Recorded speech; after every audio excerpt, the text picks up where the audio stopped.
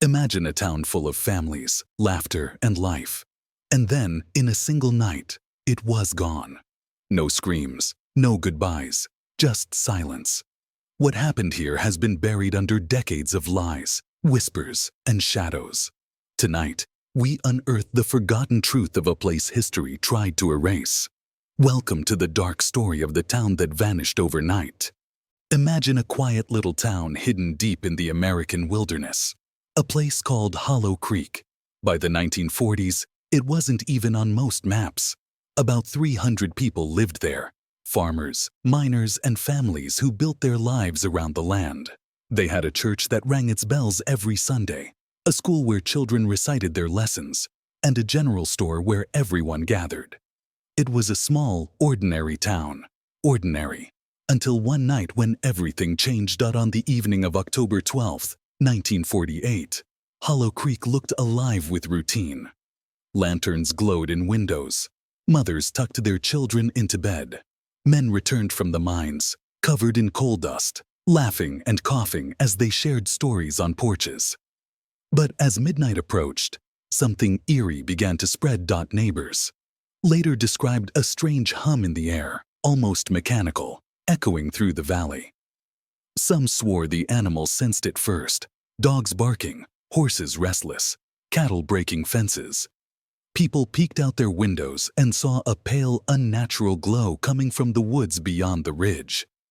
Children cried, parents whispered, but no one left their homes. By dawn the next day, Hollow Creek was silent. Completely silent. Travelers passing through found houses standing but empty. Breakfast still sitting on tables, a radio buzzing with static in one kitchen, a pot of stew still warm, but no people, not a single soul. The entire population of Hollow Creek, gone. Some believed they had been forced out. Others whispered of a curse or an accident in the mines. But the truth, hidden in government files and forgotten testimonies, was far darker than anyone could imagine. Because Hollow Creek didn't just disappear. It was erased. Within 24 hours, federal officials arrived in Hollow Creek. Not sheriffs, not local deputies, federal agents. They blocked off the roads, posted guards, and ordered silence. Curious reporters who tried to enter the town were threatened, cameras confiscated. Still, some details slipped out. Inside Hollow Creek, investigators found bizarre scenes. Beds neatly made, as if the people had prepared to leave, but half-eaten meals on the table said otherwise. Footprints leading into the forest, but stopping suddenly as if the people vanished mid-step. The mines were empty, equipment abandoned.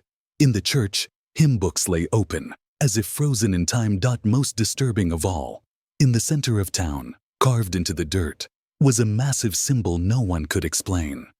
Perfectly circular, scorched into the earth, as if burned there overnight. Rumors spread. Some said it was the work of a secret cult. Others whispered about government experiments gone wrong, perhaps linked to the war. UFO enthusiasts claimed Hollow Creek was a site of abduction. Whatever the truth, officials moved quickly. The government declared Hollow Creek unsafe due to contamination from a mining collapse. The town was evacuated for public safety. That was the official story. But locals nearby knew it was a lie. No collapse had happened. The mines were stable. Hollow Creek had not been evacuated. It had been emptied. Families of the missing begged for answers. Mothers cried on courthouse steps. Children wrote letters asking where their friends had gone. No bodies were ever recovered.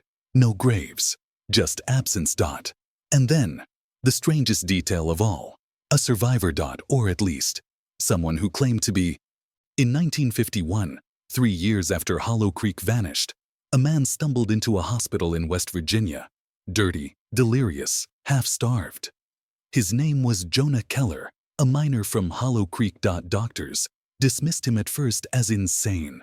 He spoke in riddles. He claimed that the people of Hollow Creek hadn't left willingly. They came in the night, he whispered. Not men, not soldiers, not anything human. Jonah described the night in fragments. A low hum rattling the windows, the glowing lights in the trees, the sudden screams, cut off too quickly. He said shadows moved through the town, But they didn't walk like people. He remembered running, hiding inside the mine shafts, listening as the town above him went silent. When he emerged at dawn, Hollow Creek was empty. They were taken, he said. All of them, and the earth swallowed the rest. When pressed about the strange circular mark in the town square, Jonah refused to speak. He became violent, thrashing, shouting, "Don't look at it! Don't say its name!" Within weeks, Jonah was dead. Officially, it was pneumonia.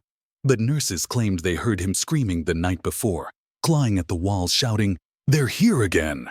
After his death, his medical file vanished. His body was buried in an unmarked grave. And once again, Hollow Creek's truth was buried with him. But Jonah's testimony sparked a wave of legends, and those legends would not die. By the 1960s, Hollow Creek had become an American ghost story. Campfire tales told of an entire town swallowed by the earth. UFO hunters claimed the people had been abducted by otherworldly forces. Occult researchers pointed to the symbol burned in the dirt, a mark resembling ancient protection sigils mixed with something far older. But the government never reopened the case. Instead, they erased Hollow Creek from maps. Roads leading into the valley were demolished. The land was declared restricted property. Signs warned trespassers of radiation and chemical dangers. Anyone who got too close was arrested. Still, locals kept talking. Farmers nearby reported strange lights over the ridge at night. Hunters claimed to hear voices in the forest, children calling for help. A truck driver swore he saw a line of people, pale and silent, walking across the road at 3 a.m. vanishing into the mist. Every story fed the legend. But buried beneath rumor was one chilling fact, a declassified memo discovered in 1979. It referred to Hollow Creek as Operation Ashfall. No explanation was given, only this: containment successful, assets secured. What assets? What had been contained? And why was Hollow Creek labeled a threat? If the government's goal was silence, they succeeded. By the 1980s, Hollow Creek was nothing more than a forgotten whisper. But sometimes, whispers are louder than screams. In 1992, a group of urban explorers illegally entered the Hollow Creek site. What they found was terrifying. The town was still standing, but frozen in time. Furniture intact. Schoolbooks still on desks. But everything covered in thick dust, as if untouched for 40 years. Yet strangely, no cobwebs, no insects, no birds in the trees. It was a dead zone. In the church, they discovered something shocking. The circular burned mark was still there, perfectly preserved, as if it had never faded. Around it, scratched into the wooden pews, were frantic carvings. "Do not trust them. The light takes you. We are not alone." The explorers fled, terrified. Only one ever spoke publicly, and he described a sensation like being watched from every direction. "It wasn't an empty town," he said. "It was waiting." After his confession, he disappeared. Today, Hollow Creek remains sealed off. Satellite images show nothing but forest where the town once stood. Yet locals swear the roads are still there if you know where to look. Travelers still report hearing the hum at night. And some say, if you stand quietly in the valley, you can hear voices carried on the wind. Children's laughter, a mother calling for her son, echoes of lives that vanished. And perhaps something else. So what happened to Hollow Creek?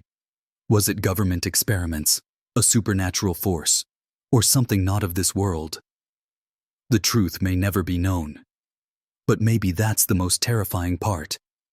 Because somewhere out there, in the silence of an abandoned valley, an entire town is still missing, and history has chosen to forget them.